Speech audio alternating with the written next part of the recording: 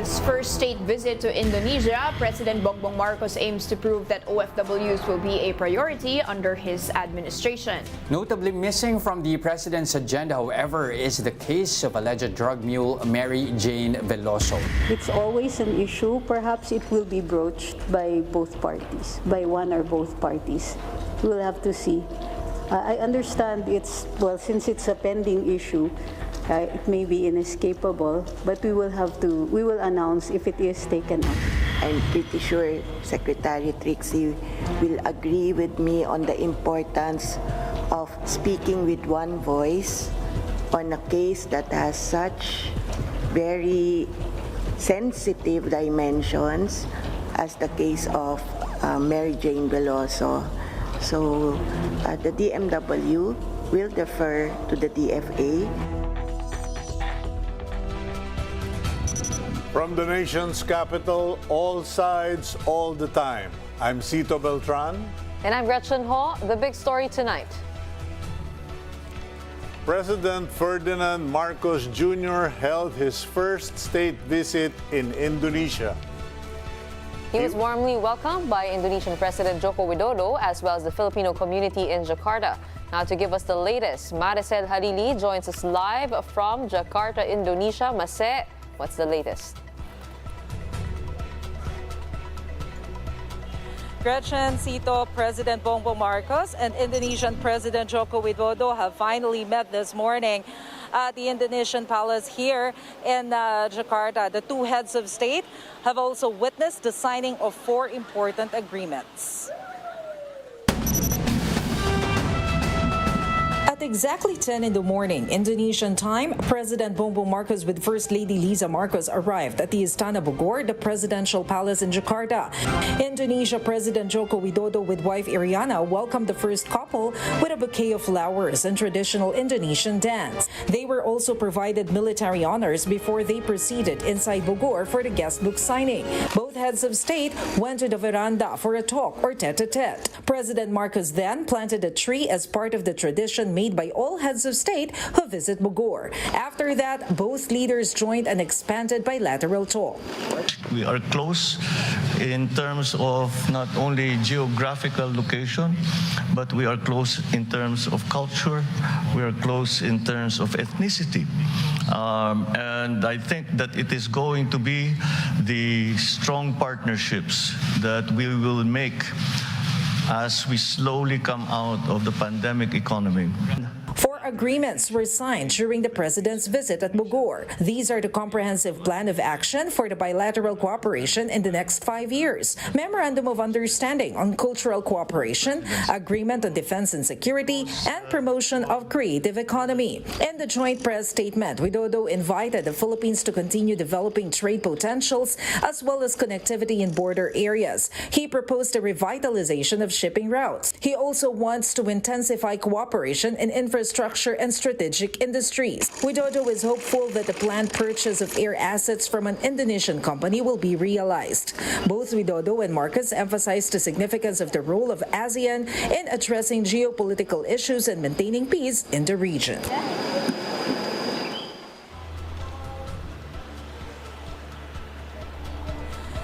Cito, Gretchen, President Marcos also had a roundtable discussion with the business leaders of Indonesia. Some of them are from the energy sector, some of them are from the agriculture sector.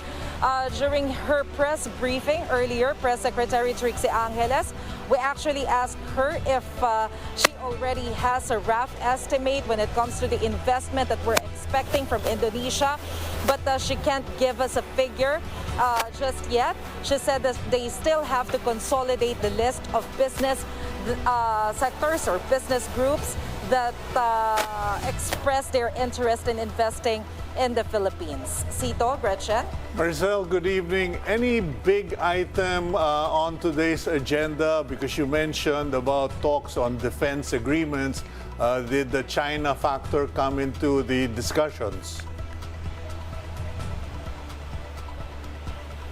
Sito, there were discussions about the defense and security. We asked Secretary Trixie Angeles if it means that the two heads of states also discussed the issue on the West Philippine Sea.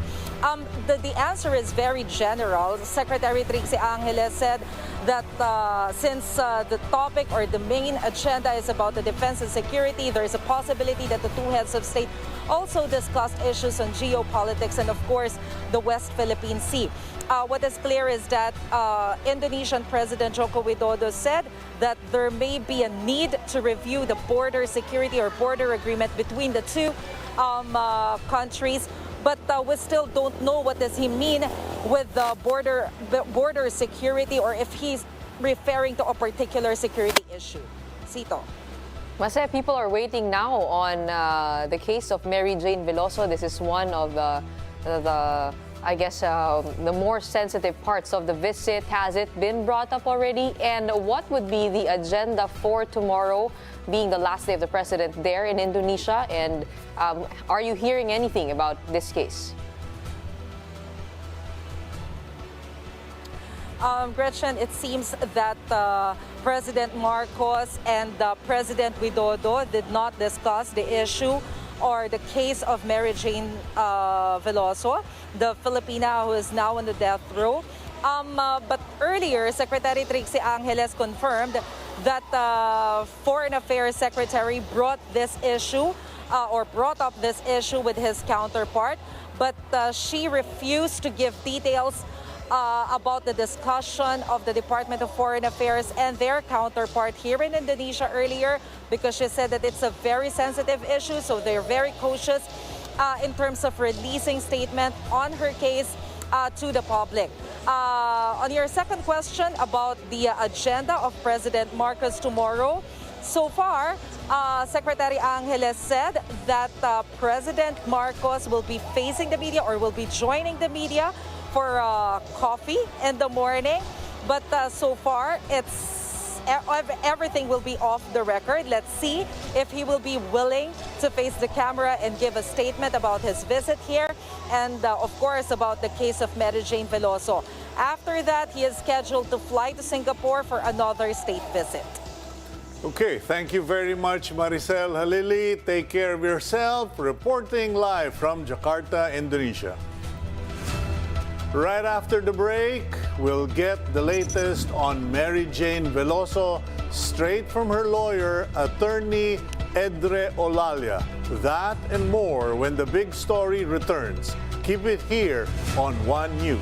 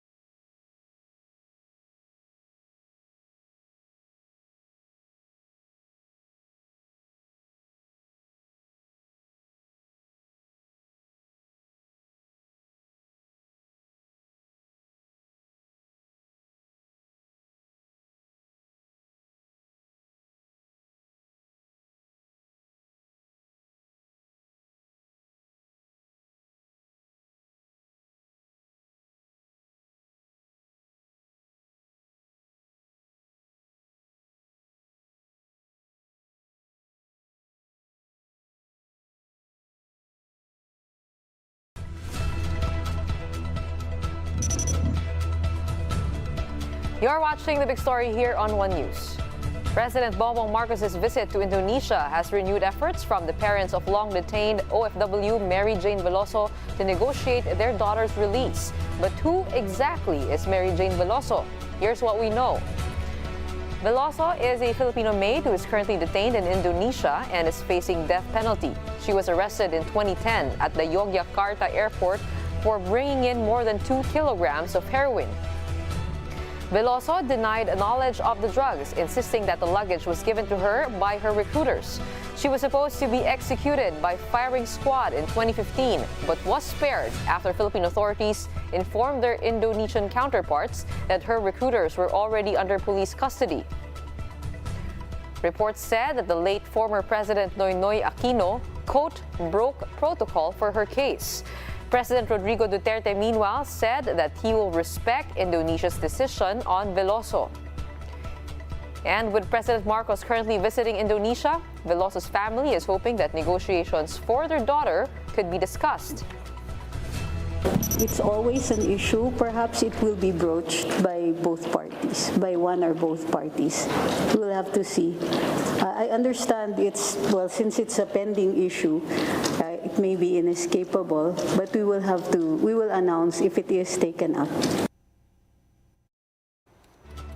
Here to discuss their expectations of President Bongbong Marcos's visit to Indonesia, we have with us via Zoom Attorney Edre Olalia, lawyer of Mary Jane Veloso. Good evening and welcome to The Big Story. Hi, good evening, Sir Chito and Gretchen, if I may call you so. Okay, have you received any updates on whether President Marcos has discussed or will discuss the case of your client, Mary Jane Veloso, with the Indonesian counterpart? Unless I miss it, we have the same information. There is no word whether to confirm or that it was discussed publicly, at least, by the two heads of state. As of 2020, Attorney, the illegal recruiters of Mary Jane Veloso have been charged of large-scale illegal recruitment. And Mary Jane's deposition, what is the state of that now against her illegal recruiters? Because that is vital, I believe, to getting her a reprieve or pardon. What is the current status of the case? Yeah, that's correct. But there's an earlier ticket for victimizing 3 other Filipino fellows, no? But this pending case involves directly the illegal recruitment, the human trafficking, as well as estafa charges against the same recruiters.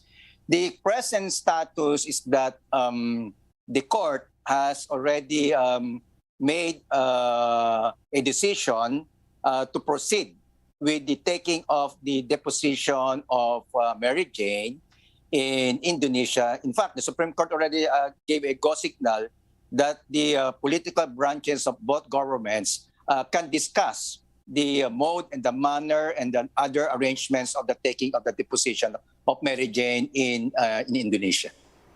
Okay, what assurance do you have, or how confident are you that once all of these legal processes are adhered to, that Mary Jane can actually come home alive? There's no guarantee because the decision, the ultimate decision, rests with the Indonesian government. The importance of the testimony of Mary Jane is to judicially prove her innocence, that she was just a victim of human trafficking and that the heroin that was found in her luggage was totally unknown to her. However, it may impact on the decision of the Indonesian court, legally at least. This is the legal track, Sito, no? The political track is altogether different, although they're parallel, no? And they're not inconsistent with each other. It may impact on the decision of the Indonesian government on what to do after the taking of the deposition, whether to grant her clemency in any form or to review the case because of this new so-called testimony of Mary Jane here in the Philippines. Attorney, has the deposition already been taken, given the Supreme Court's decision to uphold and to allow her to do that in Indonesia? And what are the next steps? Hindi pa. Bali, our Department of Foreign Affairs and the Department of Justice are into discussions with their counterparts in Indonesia. At least this is the legal track, as to the venue of the deposition, who's going to take the deposition, what questions are going to be asked. As a matter of fact, we already submitted our suggested questions to Mary Jane, which would be asked by the Indonesian authorities to Mary Jane herself. So we're still waiting for the exact date of the taking of the deposition, Gretchen. Okay, last question, Attorney. What exactly, if any, has been shared by you, with you by the DFA or the Department of Migrant Workers in terms of efforts that they plan or strategy that they are going to implement, given that the President, Bongbong Marcos, is in Indonesia right now? Or is this case totally off the table? Well, we are in direct link with our counterparts with the Justice Department because they are the public prosecutors in the pending case here in the Philippines. We are the private prosecutor. So we only get information from our counterpart from the Justice Department. However, we know for a fact that the Department of Foreign Affairs, together with the DOJ officials, are into discussions into the taking of the deposition of Mary Jane in Indonesia.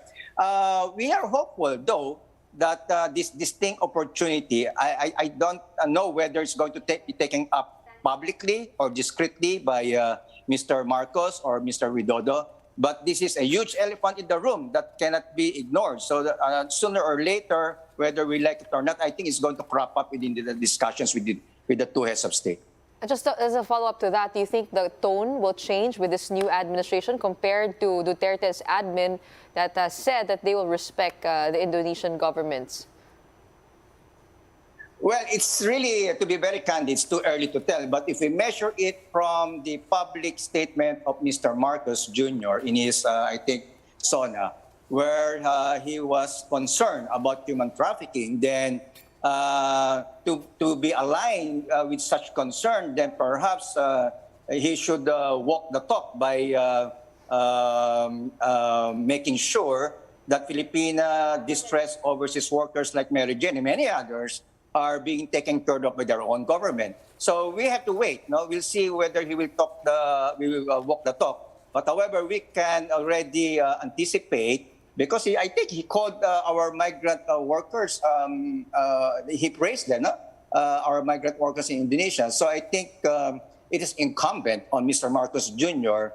to do everything within his power, because this is a high-level meeting between two heads of state, something that the protracted legal proceedings here in the Philippines cannot match. No? They are two parallel tracks. However, the political track can supersede the legal track here. All right, thank you very much. Attorney Edre Olalia, lawyer of Mary Jane Veloso. After the break, we'll discuss the oil price rollback set to take effect tomorrow. That and more when the big story returns. Keep it here on One News.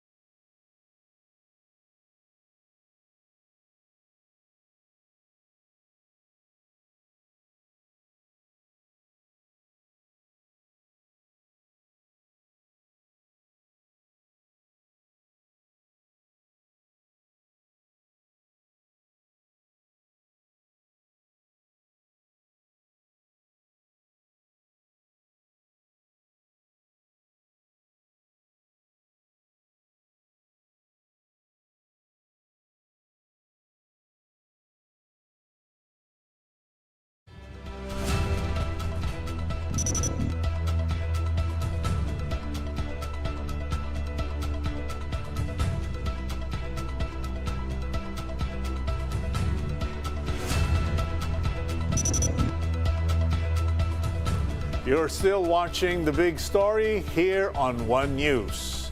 Here's some reprieve for motorists. Following a big-time hike last week, oil companies have announced a rollback in fuel prices effective tomorrow, September 6. Gasoline prices will drop by 2 pesos and 60 centavos per liter, while diesel prices are set to go down by 1 peso and 55 centavos per liter. Meanwhile, per liter prices of kerosene will be reduced by 1 peso and 60 centavos. To talk to us more about the expected oil price movements tomorrow, we have with us on the show Rino Abad, Director of the Oil Industry Management Bureau. He's joining us over the phone. Welcome to The Big Story. Good evening, Ma'am Gretchen and Sir Cito. Good evening to our kababayans po. Sir Rino, after 2 weeks, bumaba na naman po yung presyo ng gasolina. What's driving all of the movements lately? Well, apparently we're again experiencing the same nexus of events happened in July, August, which actually caused the massive rollbacks for almost 1.5 months. We have this a case again in China locking down. We have also, in response to the massive increase in per dollar U.S. barrel of oil last week, European Central Bank policymakers actually made a case last week, last Saturday, for an inclination to a big policy rate hike next month, and that was actually reinforced by the United States Federal Reserve getting also into pronouncement that they're looking at increasing another round of policy rate, if not this month, probably next month, starting next month, and maybe even going as far as the end of 2023. So these three major events actually are targeting the lowering of economic activity, and at the same time, we could expect that that would also affect lowering the fuel demand.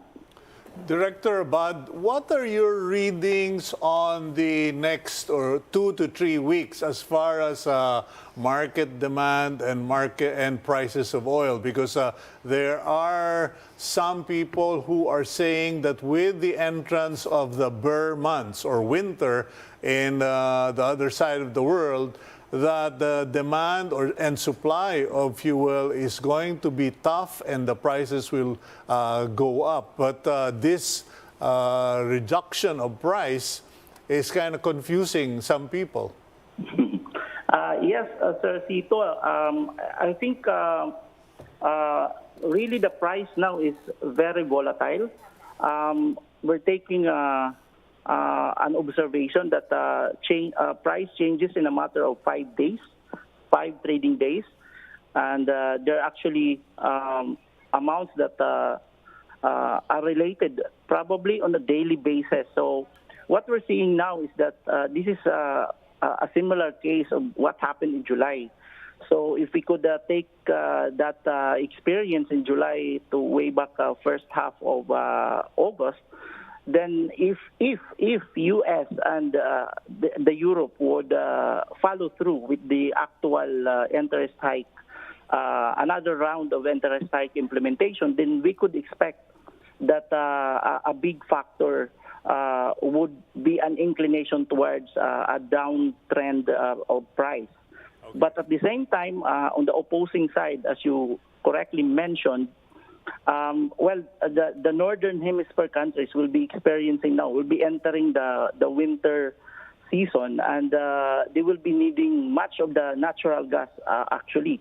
But we know for a fact that they're having problems with the Russian natural gas supply, and on the alternative would be an oil alternative for that natural gas and LPG. So what I'm confident of is there will be a tight supply for LPG. But let's see on the oil because as reported by the European Council, they have now achieved at least 80 to 90% of the stock of natural gas. So nothing else taking aside of any extraordinary event, they might hold on to that natural gas supply until the end of March. And it might not affect the oil that much, but that would actually be a very tight supply as well. Okay, thank you very much, Director Abad, for that bit of information. Okay, and that's the big story tonight. For more updates, follow News 5, the Philippine Star, and Business World Online. You may also log on to onenews.ph for more in-depth analysis. I'm Cito Beltran. The big story is also available via Signal Play app. Make a free account now at signalplay.com and stream One News anytime, anywhere. Before we end the show, I'd just like to say hello. Welcome back to the studio to my partner, Sir Cito. It's nice to see you in a suit and in a set like this. Thank you very much. Glad to be back and glad to be alive. I'm only pitching in for Roby. Tomorrow we'll see him again. But I'm Gretchen Hall. Mask on, wash hands, and stay safe, Philippines. We are One News, all sides, all the time.